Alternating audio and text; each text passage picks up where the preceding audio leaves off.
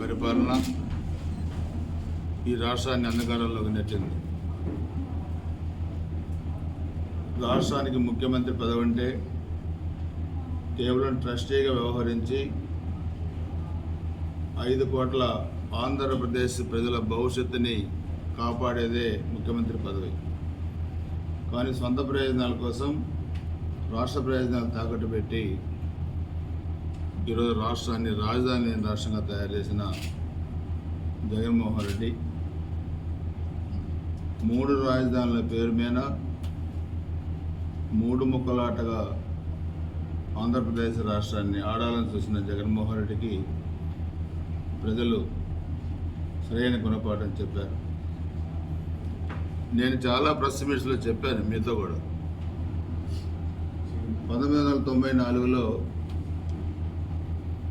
నేను మొట్టమొదటిసారిగా ఎమ్మెల్యేగా ఎలక్ట్ అయినప్పుడు ఆ రోజు అధికారంలో ఉన్న కాంగ్రెస్ పార్టీకి ప్రధాన ప్రతిపక్ష హోదా కూడా రాలేదు.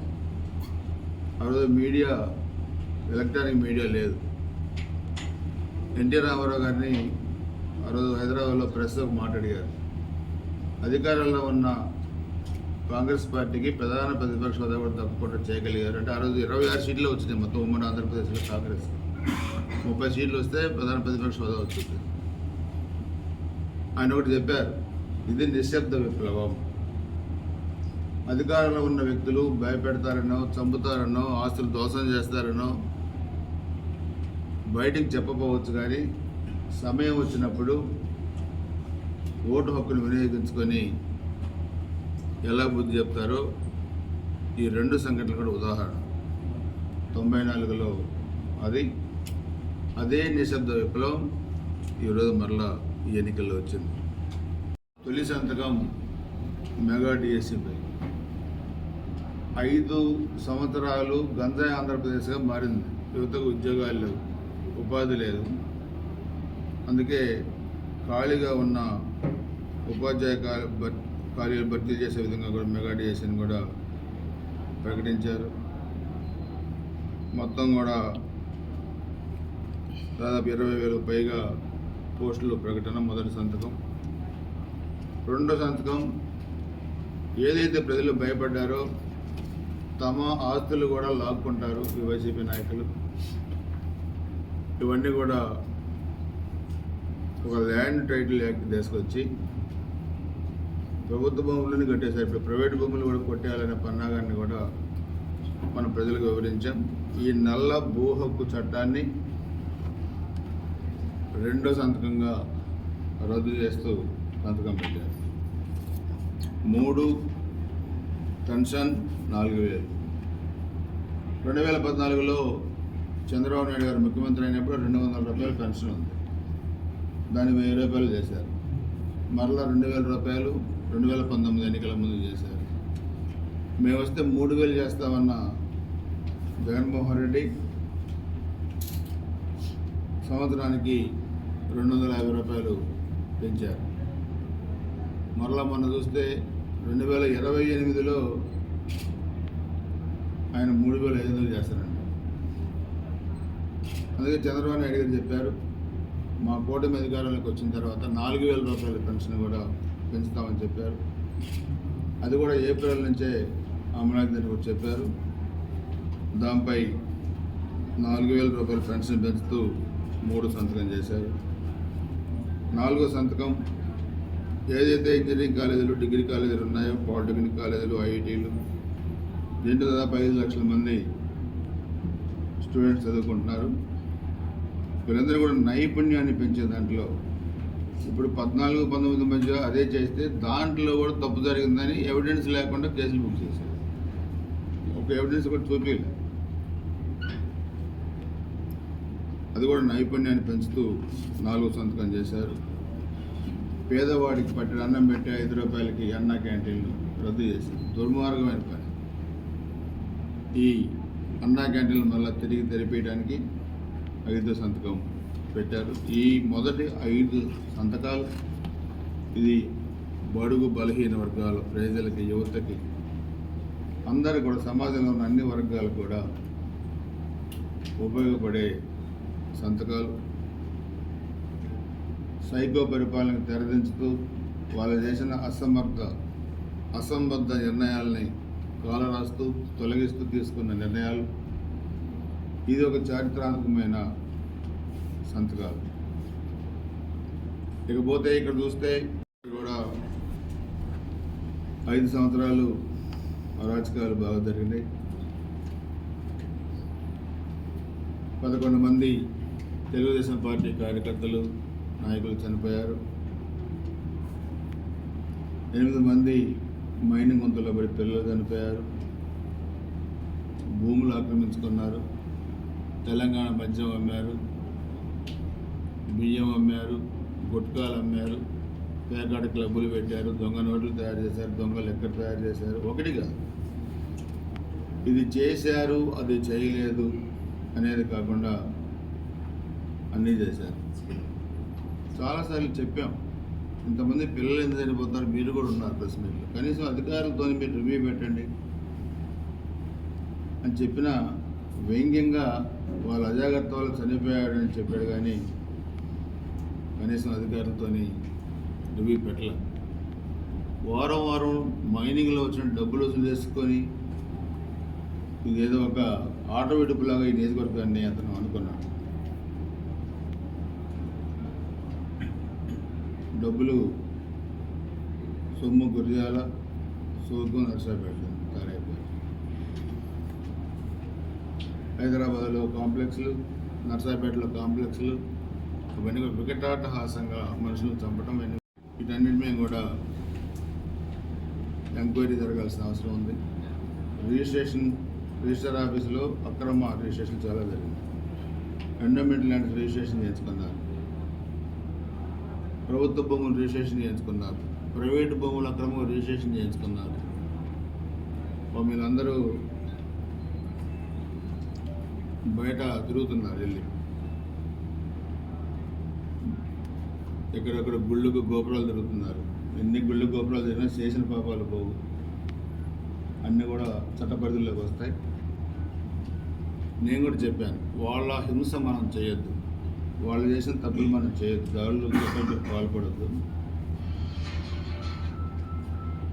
మీరు ఏమంటే అన్ని చట్ట ప్రకారం మనం నిర్ణయాలు చేద్దాం. శిక్ష తప్పదు. ఇవన్నీ దుర్మార్గాలకి. కొంతమంది చనిపోతే కేసులు కూడా పెట్టలే. సో ప్రభుత్వం ఒక నిర్ణయం తీసుకుంటుంది, వీటన్నిటి మీద ఎంక్వైరీ చేసి. నేను కూడా ఒక నంబర్ ఇచ్చాను, వ్యాపారాలు తోలిపోవద్దు, దాడులు పాల్పడద్దు, మీరు ఎవరున్నా నా దృష్టి తేడా అని ఇచ్చాను. నాకు చాలామంది వైసీపీ వాళ్ళు కూడా ఫోన్లు చేసి మాట్లాడుతున్నారు, వాళ్ళకి సమస్యలు ఏంటి. నేను కూడా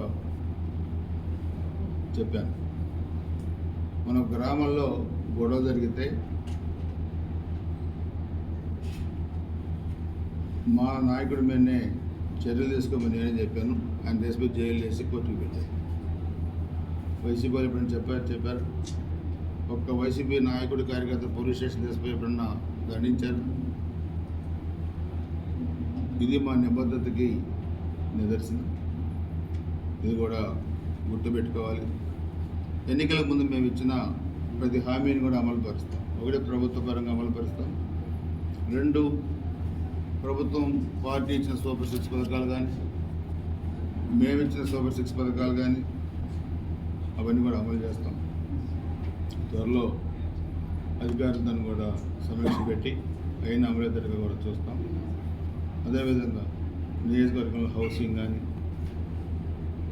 లేకపోతే బరేల్ గ్రౌండ్స్ కానీ, కమ్యూనిటీ హాల్స్ కానీ ఇవన్నీ కూడా అడిగారు. జిల్లాలో కూడా చాలామంది అన్ని కులాలు, ఎస్సీలు, బీసీలు, అదేవిధంగా పాపు సోదరులు కూడా అడిగారు బరేల్ గ్రౌండ్ కావాలని. అది కూడా దానికి కూడా స్థలం కేటాయిస్తాం. కమ్యూనిటీ హాల్స్ కూడా అడిగారు. నియోజకవర్గం ఒక యూనిట్, మండలం ఒక యూనిట్, గ్రామం ఒక యూనిట్గా తీసుకొని ఎక్కడ కూడా ఈ 5 సంవత్సరాల్లో జరగల డెవలప్మెంట్ అన్నీ మేము చేస్తాం. బైపాస్ నేను చాలాసార్లు చెప్పాను, హడావిడిగా స్టార్ట్ చేసి దాన్ని క్లోజ్ చేశాను. శిలాఫలకాలు వేసుకోవడానికి బైపాస్ 6 నెలల్లో పూర్తి చేసిన బైపాస్ తలైపు దాన్ని ఇంకా పూర్తిగా రోడ్డు కాలేదు. అందరు అధికారులు చెప్పారు, మెడికల్ కాలేజ్ 20% కాకపోతే దాన్ని సెలవులకు వేసుకున్నారు. ఎందుకు అడిగాను అధికారులు, ఏం చెప్పమంటారు సార్, మా పరిస్థితి అది, మేము వద్దని చెప్పిన ఏం లేదు. అట్లనే చాలా జగనన్న కాలనీ ఎక్కడేసిన గొంగలు అక్కడే ఉన్నాయి. ఇవన్నీ కూడా మనం ఆలోచించాల్సిన అవసరం ఉంది. ఈ చారిత్రాత్మక విజయంలో గురజాల నియోజకవర్గంలో తెలుగుదేశం శ్రేణులు, జన సైనికులు, భారతీయ జనతా పార్టీ 3 పార్టీలు కూడా కుటుంబంలాగా పనిచేశాయి. పనిచేసిన వాళ్ళందరినీ కూడా దృష్టిలో పెట్టుకొని అందరికీ కూడా ఆర్థికంగా, రాజకీయంగా, సామాజికంగా అందరికి కూడా గౌరవం ఇవ్వడం జరుగుతుంది. ప్రతి 3 నెలలు కూడా రివ్యూలు పెట్టుకొని ఎప్పటికప్పుడు డెవలప్మెంట్ ఏం జరుగుతుందో కూడా చేసుకుంటాం. గుత్తికొండ, దైద, మోర్జంపాడు, బట్రుపాలెం ఈ 4ని టెంపుల్స్ ఇవన్నీ కూడా పర్యాటక కేంద్రాలుగా తీర్చిదిద్ది కేంద్ర నిధులు కూడా తీసుకొచ్చి ఇంకో కోటప్పకొండలాగా, ఎందుకంటే ఇవన్నీ కూడా తెలుగుదేశం ఇంప్లిమెంట్ చేశాం పుష్కరాల టైంలో. ఇవి 5 ఏళ్ళలో వీళ్ళు కనీసం ఏమి చేయలేదు. వీటన్నీ కూడా కేంద్ర నిధులు, రాష్ట్ర ప్రభుత్వ నిధులు, టూరిజం కింద అన్నీ తీసుకొచ్చి వాటిని కూడా చేస్తాం. యూత్ పాలసీని కూడా అమలు చేస్తాం.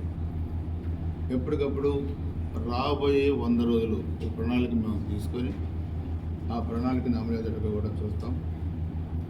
జర్నలిస్టుల విషయంలో కూడా గతంలో ఏమేమి పట్టాలు ఇచ్చారు, అవి ఏ స్టేజ్లో ఉన్నాయి, మళ్ళీ ఇప్పుడు ఏం చేయాలి నియోజకవర్గం మొత్తం కూడా, దాంతో కూడా మీతో ఒక సమీక్ష జరిపి అందరూ కూడా పట్టాలు, అదేవిధంగా హౌసింగ్ కూడా వాటిని కూడా ప్లాన్ చేస్తాం. మీరు కూడా బాగా సహకరించారు. అందరికీ కూడా కృతజ్ఞతలు తెలియజేసుకుని మరలా మేము ప్రణాళిక ప్రమాణ స్వీకారం అయిపోయిన తర్వాత మళ్ళీ ప్లాన్ ఆఫ్ యాక్షన్ కూడా తయారు చేస్తాం. స్పీకర్ అక్కడ 500 కోట్లు పెట్టి ఒక రాజభవనాలను కట్టారంటే ఎవడు సొమ్ము? విలాసవంతమైన భవనాలు కట్టుకొని ఆ బెడ్రూమ్లు, బాత్రూమ్లు చూస్తే మీరు ఇతను పేదవాడు, నేను పేదవాడు, నాకు టీవీ లేదు, పేపర్ లేదు, ఇవన్నీ కూడా మాట్లాడితే ఈరోజు బాహ్య ప్రపంచానికి ఆ రాజమహల్, ఋషికొండ రాజమహల్ బయటపడింది. ఈ వ్యక్తి నిజ స్వరూపం కూడా ఈరోజు బయటకు వచ్చింది. కాబట్టి ఈరోజు 5 సంవత్సరాల వైసీపీ ప్రభుత్వం జరిగిన అరాచకాలు అన్నీ కూడా వెలికి తీయాల్సిన అవసరం మా ప్రభుత్వం మీద ఉంది. అవన్నీ కూడా ముఖ్యమంత్రి గారు చేస్తారు. తప్పుడు కేసులు పెట్టి జైల్లో వేయటం, అనరాని మాటలు చంద్రబాబు నాయుడు గారి కుటుంబాన్ని కానీ, పవన్ కళ్యాణ్ గారు కానీ ఇష్టారాజ్యంగా బరితెగించి మాట్లాడటం, బాధ పెట్టడం, 14 సంవత్సరాల ముఖ్యమంత్రిగా పనిచేసిన చంద్రబాబు నాయుడు గారిని తీసుకెళ్ళి జైల్లో వేయటం, ఇష్టారాజ్యంగా కేసులు పెట్టడం, అక్రమ మైనింగ్, లిక్కర్, రాష్ట్రాన్ని లూటీ చేశారు. అందుకే 151 నుంచి 11కు దిగారు. ఇంకా 3-4 సీట్లు మేము కరెక్ట్గా చేస్తుంటే 3-4లోనే ఉండేవాళ్ళు, లేకపోతే 9 వచ్చి నవరత్నాల్లాగానే ఉండేవాళ్ళు. సో అందుకనే ఈరోజు ఈ గురుతరమైన బాధ్యత మా భుజస్కంధాలపై ప్రజలు ఉంచారు. వన్ సైడ్గా జరిగిన ఈ ఎన్నికలు రాష్ట్రంలో అపూర్వమైన మెజార్టీ ఇచ్చిన ఈ ఎన్నికలు ఇవి మా బాధ్యతను పెంచుతాయి. అధోగతి పాలైన ఆంధ్రప్రదేశ్ని ప్రగతి పట్టాలపై నడిపించాలంటే ఏదో చంద్రబాబు నాయుడు గారు, పవన్ కళ్యాణ్ గారు, బీజేపీ 3 పార్టీల కలయికతో ఈ రాష్ట్రాన్ని కేంద్ర సహకారంతో కూడా ముందుకు తీసుకెళ్లాల్సిన అవసరం ఉంది. పోలవరం కట్టాలి, రాజధాని నిర్మించుకోవాలి, పరిశ్రమలు రావాలి, యువతకు ఉపాధి రావాలా, అనేక సమస్యలు ఉన్నాయి. కల్లోలం చేసి పడేశారు రాష్ట్రాన్ని వీళ్ళ సొంత జాగీర్లాగా. పరిశ్రమలు వస్తాయంటే కూడా వెళ్ళగొట్టారు. మీరు చూసారు రుషికొండ మీద వినుంటారు. అది చాలా ఆరోపణలు చేసినప్పుడు నా మీద నేను కూడా చెప్పాను, వచ్చే ఎన్నికల్లో ఇద్దరం పోటీ చేద్దాం, పోటీ చేసినప్పుడు నేను ఓడిపోతే నేను రాజకీయ సన్యాసం తీసుకుంటాను, మీరు ఓడిపోతే మీరు రాజకీయ సన్యాసం తీసుకోమని కూడా నేను చెప్పాను.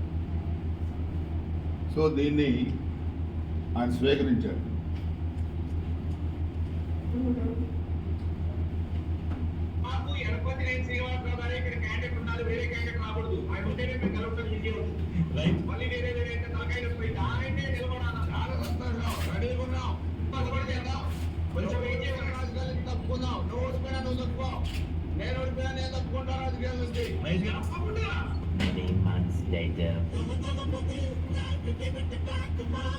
ఇది తప్పుకుంటా అన్నాడు.